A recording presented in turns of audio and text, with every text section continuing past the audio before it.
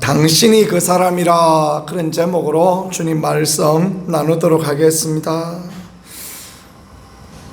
다윗이 우리아를 전쟁에서 죽게 하고 그의 아내를 데려와서 마치 자기가 큰 선을 베푼 것처럼 그렇게 하고 시간이 꽤 지났습니다.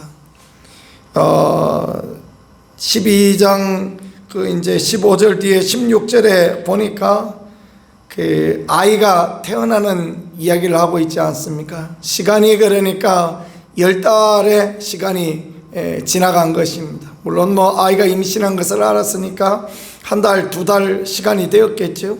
그러고 난 뒤에 이제 나머지 한 8개월의 시간, 긴 시간이 지나갔습니다. 아무 일도 없고 아무 문제도 없는 것 같습니다. 하나님께서도 침묵하시는 것 같고 백성들도 아무도 다윗에 대해서 말하는 그런 일이 없었던 것 같습니다. 이럴 때 참으로 우리가 조심하고, 이럴 때 정말 하나님 앞에 깨어 경성하는 것, 이게 참으로 필요한 부분이 아닐까라고 성경은 우리에게 보여주고 있습니다.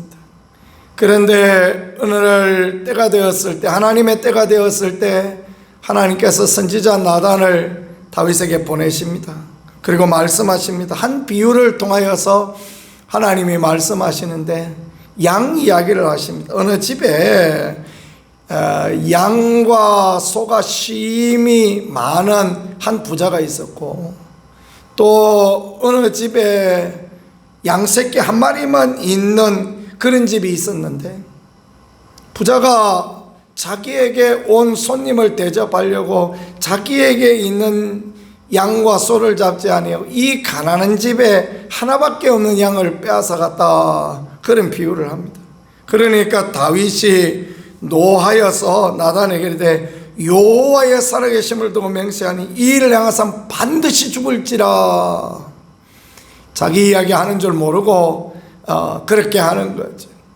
다윗은 들판에 양을 치던 사람 아닙니까? 어렸을 때 그 양을 치던 사람입니다.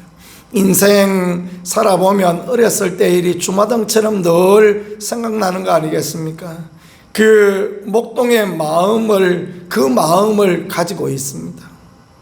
그래서 하나님께서 그를 온 이스라엘의 왕으로 세우셨겠죠. 그 가난하고 어려운 사람들을 돌보고 어린 양을 돌보는 그 마음을 하나님께서 기뻐하시고 받으셨을 텐데, 그 양 이야기를 하니까 막 의분이 나는 것입니다. 그럴 수가 있냐고, 그런 사람 죽어야 된다라고 그 이야기를 합니다. 아니 불쌍히 여기지 아니하고 이 일을 행하였으니 양새끼 4배나 갚아야 된다. 그렇죠. 율법에 그대로 남의 것을 빼앗아 4배 갚아야 된다라는 거, 그 얘기를 하는 거예요. 삭개오도 그런 이야기 하지 않습니까? 네 것을 토색한 일이 있으면 4배나 갚겠다, 그런 말을 하였죠. 그런 것처럼 그 말을 합니다. 그때 나단이 다윗에게 무슨 이야기를 합니까? 당신이 그 사람이다, 당신이 그렇게 행하였다. 그러면서 이제 하나님이 주신 은혜, 하나님이 주신 그 도심들을 쭉 이야기하죠. 하나님께서 이스라엘 왕을 삼으려고 기름 부어서, 그래서 사울의 집을 주고 그의 아내들을 너의 품에 주고 유다와 이스라엘을 전부 다 맡기고, 부족한 거 있었으면 더 맡겨주었을 텐데 왜 우리아의 아내, 그 충성스러운 사람의 아내를 빼앗고 또 그를 전쟁에 죽게 하고 이런 악을 행하였는가라는 것을 책망합니다. 하나님은 모든 것을 살피시는 하나님이시요, 하나님은 모든 은밀한 것도 보고 계시는 하나님이시다라는 것을 이제 정확하게 보여주는 그런 말씀이 되어지겠습니다. 그래서 하나님께서 10절에 말씀하시기를 이제 네가 나를 업신여기고, 하나님을 업신여겼다. 그러니까 다윗은 하나님을 업신여긴 게 아니지 않습니까? 그 우리아의 아내를 빼앗고 우리아를 죽이고 그냥 그것이 일상이고 자기의 은밀한 내면의 이야기라 생각했습니다. 그러나 하나님은 다윗에게 네가 나를 업신여겼다 그렇게 말씀하시고 이제 너의 아내들도 그렇게 빼앗아 내 이웃들에게 주시겠다라고 그래 말씀하십니다. 이게 참 얼마나 두렵고 무서운 그런 이야기이겠습니까? 그렇습니다. 하나님께서 오늘 우리의 행한 대로 갚아주시는 하나님이시니 우리가 선을 행하고 덕을 쌓고 우리가 하나님을 기쁘시게 하면 만배로 우리에게 갚아주시고 우리가 세상에 대하여 사람들에 대해서 악을 행하면 또 그대로 갚아주시는 하나님, 은밀한 중에 행하였는데 하나님께서 백주대낮에 이제 그 일을 행하겠다 말씀하심으로 하나님을 두려워하는 인생을 살 것에 대해서 그렇게 말씀하시고 가르쳐 주십니다. 죄의 싹은 사망이다 말씀하신 것처럼 우리가 하나님 앞에 범죄하는 것들, 우리가 사람 앞에 범죄하는 것들 숨겨질 수 있는 것 같은데 그런데 숨겨지지 아니하고 그것이 그대로 돌아온다라는 것을 알게 하시고 가르쳐 주시니 우리가 어느 때나 하나님을 두려워하는 그런 인생을 살아가는 것, 그게 참 하나님 앞에 귀함이 되어지겠다라는 것을 보여줍니다. 다윗의 귀함은 13절에 보니까 다윗이 나단에게 이르되 내가 여호와께 죄를 범하였노라 라고 회개하고 자복합니다. 이런 깨달음을 하나님께서 주실 때, 하나님의 말씀을 주실 때 그때 아멘하고 순종하고 자기의 죄를, 자기의 허물을 하나님 앞에 고백합니다. 그러니까 나단이 다윗에게 즉시로 하는 말, 여호와께서도 당신의 죄를 사하셨나니 당신이 죽지 아니하겠다라고 바로 그렇게 사죄의 은총을 선포하는 그런 부분을 말씀이 가르쳐주고 있습니다. 이 말씀을 쭉 묵상해 보면 결국은 이런 이야기입니다.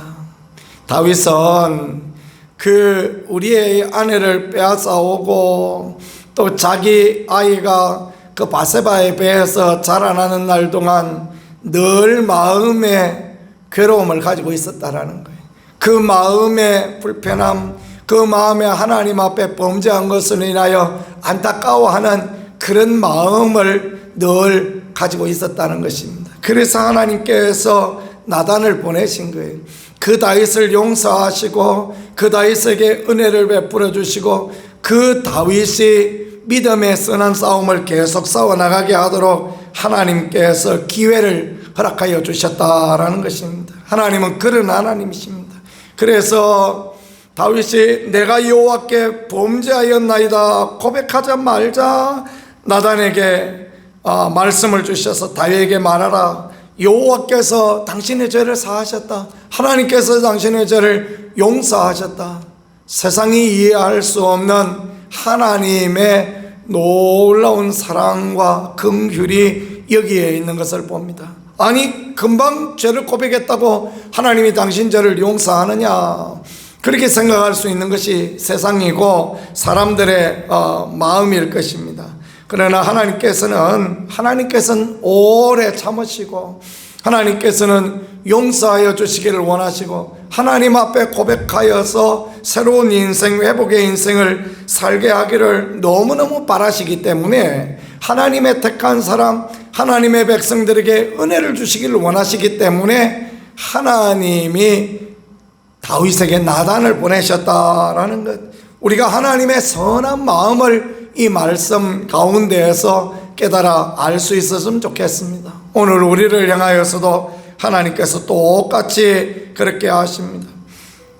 죄는, 육신의 허물은 반드시 멸망을 받아야 될 수밖에 없는 부분이지만 하나님께서는 예수 그리스도의 십자가 안에서 우리를 용서하시고 우리의 허물을 다 깨끗게 하시고 복을 주시고 회복시켜 주시기를 원하여서 오늘도 기다리시는 하나님이시다라는 것을 알게 하십니다.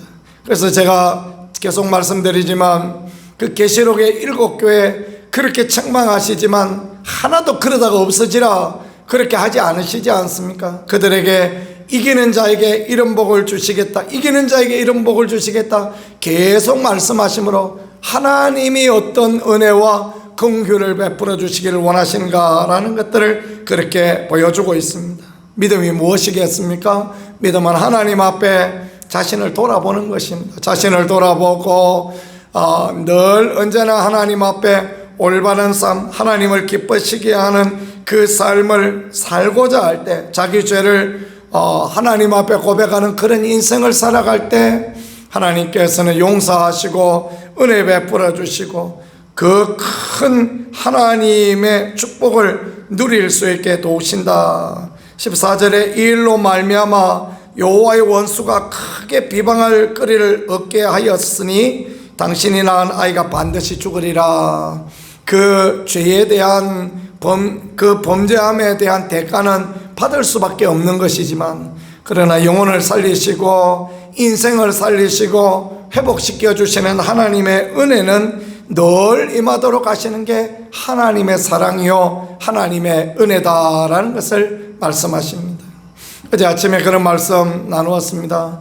1장에서 10장까지는 승승장구하는 것이고 11장부터 이제 20장까지는 내려막길에 대한 이야기다 말씀했는데, 이 내려막길에도요 하나님은 언제나 은혜를 주십니다. 이 내려막길에도 언제나 피할 길을 허락해 주세요. 다윗이 믿음으로 반응하고 하나님의 말씀을 따라가고 하나님의 법을 따라가니 그 내리막길 가운데에서도 살아계신 하나님, 은혜 하나님을 힘입을 수 있게 그렇게 도우시고 은총으로 역사하는 것입니다. 인생에 내리막길만 있겠습니까? 인생에 오르막길만 있겠습니까? 그 모든 때에 하나님을 의지하고 말씀을 따라가고 자신을 돌아보며 하나님의 법을 따라갈 때 말씀을 전하는 목사나 받는 성도나 모두에게 하나님은 복을 주시고 하나님이 함께 하시고 은총을 허락하여 주신다라는 것을 우리에게 이렇게 가르쳐 주시니, 오르막에 하나님 앞에 감사하고 내리막길 가운데도 돌아보고 하나님의 은혜를 구하면 하나님의 긍휼이, 하나님의 은총이, 하나님의 도우심이 다시 회복되어지는 은혜를 주시겠다라는 것을 가르쳐 주시니, 이런 귀한 말씀, 이런 귀한 은혜 우리가 붙들고 나가야 되지 않겠습니까? 하나님의 교회도 잘 될 때도 있고 또 어려울 때도 있습니다. 그러나 중요한 것은 어려울 때, 힘들 때 우리가 하나님을 바라보며 믿음의 기도를 드리고, 어려울 때 우리가 하나님 앞에 회개의 자리로 나아가고, 어려울 때 우리가 하나님의 그 임재를 간절히 구하고 주 없이 살 수 없는 믿음의 고백을 드리면 주님이 우리와 함께 하시고 은혜와 긍휼로 우리 가운데 역사하여 주실 것입니다. 오늘 하루도 저와 여러분의 삶에 우리 교회 가운데 하나님의 함께 하심과 하나님의 도우심의 길이 열려지는 아름다운 은혜, 축복의 귀한 날이 되어질 수 있기를 우리 구세주 예수 그리스도 이름으로 간절히 축복합니다. 말씀을 생각하며 하나님 앞에 같이 우리 기도하도록 하겠습니다. 주여, 우리의 인생 가운데 힘들 때, 어려울 때 하나님 앞에 우리를 돌아볼 수 있게 하시고, 믿음의 기도, 하나님을 기쁘시게 하는 회개의 기도, 하나님 앞에 온전함을 누리는 그 아름다운 자리, 복된 자리로 나가는 우리가 되어질 수 있게 도와주옵소서. 기도하겠습니다. 이 교회와 이 나라 가운데 하나님의 은혜를, 하나님의 도우심을 허락하여 주시고 온전한 믿음의 귀한 길을 갈 수 있게 도와주옵소서. 기도하겠습니다. 전도 집회 위에 함께하여 주셔서 치유와 회복의 역사가 나타나고 많은 믿지 않은 사람들이 주님께 돌아오는 은혜의 역사, 하나님의 능력의 역사, 긍휼의 역사가 드러날 수 있게 인도하여 주옵소서. 우리도